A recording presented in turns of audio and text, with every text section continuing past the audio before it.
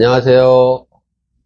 내가 아는 분들이 과거에 마음공부단체에서 공부를 했거나 요즘에 유튜브나 인터넷으로 혼자 마음공부를 하시는 분들이 있는데, 이분들하고 대화를 하다 보면 내가 마음공부를 하면서 생각했던 것과는 많은 차이가 있는 것 같습니다. 주변에서 마음공부 하시는 분들은 마음공부를 하면 본인이 없는 신비한 뭔가가 생긴다고 생각합니다. 예를 들면 도술 같은 것이 생겨서 지금 본인들하고는 완전히 다른 능력이나 모습을 상상하고 마음 공부를 하시는 것 같습니다. 만약에 사람이 공중부양을 해서 공중에 둥둥 떠다니면 그게 정상인가요? 저는 그게 더 이상하다고 생각합니다. 마음 공부하는 단체에서는 과거에 본인의 마음속에 고통스럽고 괴로운 마음이 있으면 그 생각들을 꺼내서 없애야 하는데, 그 생각들을 본인들 스스로 지우지 못하면 돈을 주고 태워야 한다고 해서 돈을 주고 태웠다고 합니다. 그래서 내가 괴로움이 없어졌냐고 물어보니까 안 없어졌다고 합니다. 돈을 주고 태웠는데 왜 안 없어졌냐고 물어보니까 그분의 지은 죄가 많고 본인의 수행이 부족해서 그렇다고 말을 합니다.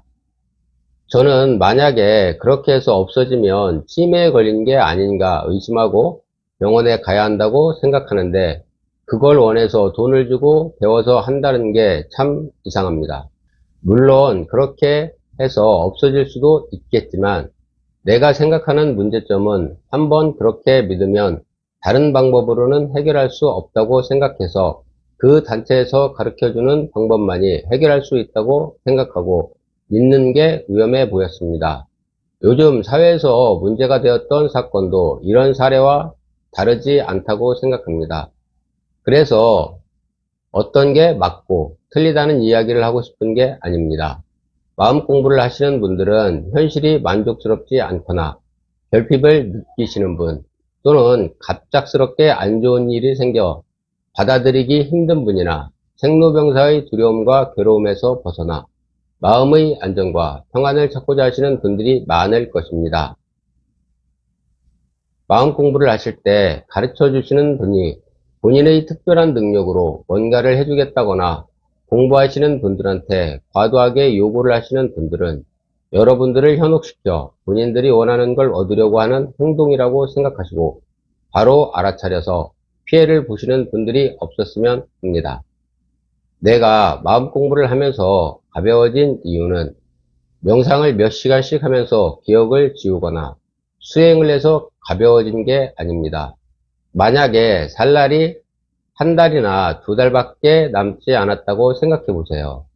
살 날이 얼마 남지 않았는데 지난 아픈 과거를 떠올려 고통스러워하지 않을 것이고, 오지도 않은 미래를 걱정하지 않고 남은 시간을 본인들이 하고 싶은 것 하면서 하루하루를 소중히 살아가지 않을까요? 마음 공부에 대해서 알고 이해하고 믿으면 하루하루를 이렇게 살아가게 되고, 안 되면 노력하게 됩니다. 눈으로 보이는 현실 세계는 인연이 화합하면 생겨나고 인연이 흩어지면 소멸합니다. 그러나 하나의 마음 세계는 생겨나지도 않고 없어지지도 않는, 항상 그대로 변함이 없는 사랑과 자비로 이루어진 불생불멸의 세계입니다. 들어주셔서 감사합니다.